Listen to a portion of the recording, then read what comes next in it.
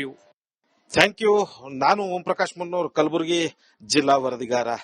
ಸರ್ಕಾರ ಶಾಲಾ ಮಕ್ಕಳಿಗೆ ಮಧ್ಯಾಹ್ನದ ಬಿಸಿ ಊಟವನ್ನ ನೀಡ್ತಾ ಇದೆ. ಆದ್ರೆ ಎಷ್ಟರ ಮಟ್ಟಿಗೆ ಅದನ್ನ ಗುಣಮಟ್ಟದ ಬಿಸಿ ಊಟ ನೀಡ್ತಾ ಇದೆ ಅನ್ನುವಂಥದ್ದು ಇದೀಗ ಯಕ್ಷ ಪ್ರಶ್ನೆ ಆಗಿರುವಂತದ್ದು.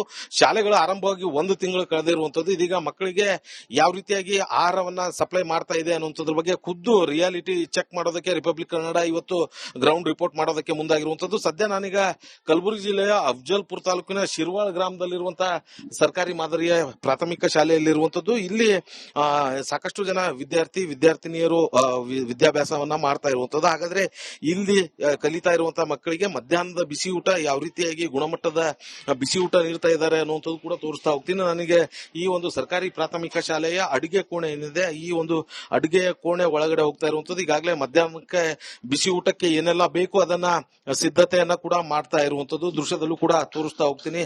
ಅಂದ್ರೆ ಮಧ್ಯಾಹ್ನ ಅನ್ನ ಸಾಂಬಾರ್ಗೆ ಬೇಕಾಗಿರುವಂತ ಐಟಮ್ ಅನ್ನ ಮಾಡ್ತಾ ಇರುವಂತದ್ದು. ಸೊ ಇಲ್ಲಿ ಒಂದ್ ಕಡೆ ಈಗಾಗಲೇ ಬೇಳೆಯನ್ನ ಮಾಡಿಟ್ಟಿರುವಂತದ್ದು, ಸೊ ಅದು ಕೂಡ ರೆಡಿ ಆಗಿರುವಂತದ್ದು. ಮತ್ತೊಂದ್ ಕಡೆ ರೈಸ್ ಕೂಡ ಆಗ್ತಾ ಇರುವಂತದ್ದು. ಮಧ್ಯಾಹ್ನ ಊಟದ ಸಮಯಕ್ಕೆ ವಿದ್ಯಾರ್ಥಿಗಳಿಗೆ ಊಟವನ್ನ ಬಡಿಸೋದಕ್ಕೆ ಮುಂದಾಗಿರುವಂತದ್ದು. ಇದರ ಜೊತೆಗೆ ಮೊಟ್ಟೆ ಮತ್ತೆ ಬಾಳೆಹಣ್ಣು ಎರಡೂ ಕೂಡ ವಿತರಣೆ ಆಗ್ತಾ ಇರುವಂತದ್ದು. ಆದ್ರೆ ಇಲ್ಲಿ ಗಮನಿಸಬೇಕಾಗಿರುವಂತಹ ಅಂಶ ನಾನು ಸ್ಪಷ್ಟವಾಗಿ ತೋರಿಸ್ತಾ ಹೋಗ್ತೀನಿ. ಇದು ಮಕ್ಕಳಿಗೆ ಸಪ್ಲೈ ಆಗ್ತಾ ಇರುವಂತಹ ಅಕ್ಕಿ, ಇದು ಯಾವ ರೀತಿಯಾಗಿ ಅಕ್ಕಿ ಸಪ್ಲೈ ಇದೆ ಅನ್ನುವಂಥದ್ದನ್ನ ತೋರಿಸ್ತಾ ಹೋಗ್ತೀನಿ.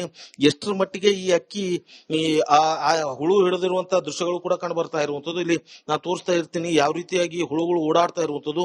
ಲೋ ಕ್ವಾಲಿಟಿಯ ಏನು ಬೇಳೆಯನ್ನ ಸಪ್ಲೈ ಮಾಡ್ತಾ ಇದ್ದಾರೆ ಅನ್ನುವಂಥದ್ದು ಕೂಡ ಗೊತ್ತಾಗುತ್ತೆ. ಯಾಕಂತಂದ್ರೆ ಇಲ್ಲಿ ಯಾವ ರೀತಿಯಾಗಿ ಇದರ ಹೊಟ್ಟು ಏನಿದೆ ಸಂಪೂರ್ಣವಾಗಿ ಕೈಗೆ ತಾಗ್ತಾ ಇರುವಂತದ್ದು. ಈ ರೀತಿಯಾಗಿ ಮಕ್ಕಳಿಗೆ ಗುಣಮಟ್ಟದ ಆಹಾರವನ್ನ ಒದಗಿಸಬೇಕಾಗಿರುವಂತಹ ಮಿಡ್ ಡೇ ಮೀಲ್ ನ ಅಧಿಕಾರಿಗಳು ಈ ರೀತಿಯಾದಂತಹ ಕಳಪೆ ಗುಣಮಟ್ಟದ ಆಹಾರವನ್ನ ಒದಗಿಸ್ತಾ ಇರುವಂತದ್ದು. ಈ ರೀತಿಯಾಗಿ ಹುಳ ಹತ್ತಿರುವಂತಹ ಅಕ್ಕಿಯಿಂದ ಅಡಿಗೆ ಮಾಡಿ ಒಂದ್ ವೇಳೆ ಮಕ್ಕಳಿಗೆ ಬಡಿಸಿದ್ರೆ ಮಕ್ಕಳ ಆರೋಗ್ಯದಲ್ಲಿ ಏರ್ಪೇರಾದ್ರೆ ಯಾರು ಹೊಣೆ ಅನ್ನುವಂತಹ ಪ್ರಶ್ನೆ ಕೂಡ ಉದ್ಭವ ಆಗ್ತಾ ಇರುವಂತದ್ದು. ಇಲ್ಲಿ ಅಡಿಗೆ ಮಾಡುವಂತವ್ರು ಇದ್ದಾರೆ, ಸೊ ಅವರನ್ನ ಮಾತಾಡಿಸ್ತಾ ಹೋಗ್ತೀನಿ. ಅಮ್ಮ, ಈಗ ಇದೇ ರೀತಿಯಾದಂತಹ ಬೇಳೆ ಅಕ್ಕಿ ಸಪ್ಲೈ ಆಗುತ್ತಾ? ಹೇಗೆ ಈ ಇಷ್ಟೆಲ್ಲ ಹುಳ ಹಿಡಿದಿರೋದು ಇದೆಯಲ್ಲ, ಇಷ್ಟ ದಿನ ಇದೇ ತರ ಬರ್ತಿದ್ದೇವ್ರಿ ಸರ್. ಈಗೂ ಅಂತದ್ದೇ ಬರ್ತಾವ್ರಿ. ಈಗ ಅದೇ ಬಂದಿದ್ದದರಿ, ಮಾರ್ಚ್ ನೊಳಗ್ ಬಂದಿದ್ದದರಿ. ಈಗ ಅದೇ ಅಡಿಗೆ ಮಾಡಿ ಮಕ್ಕಳಿಗೆ ಕೊಡ್ಬೇಕು. ಅದೇ ಸ್ವಚ್ಛ ಮಾಡಿ ಮಕ್ಳಿಗೆ ಕೊಡ್ತೇವ್ರಿ. ಅಷ್ಟು ಹುಳ ಹಿಡಿದಿರುವಂತದ್ದು ಒಳ್ಳೆ ಕ್ವಾಲಿಟಿ ಸಪ್ಲೈ ಆಗಲ್ವಾ? ಇನ್ನುವರೆ ತನ ಆಗಿಲ್ರಿ ಸರ್. ಇದೇ ತರ ಬರ್ತಾವ್ರಿ.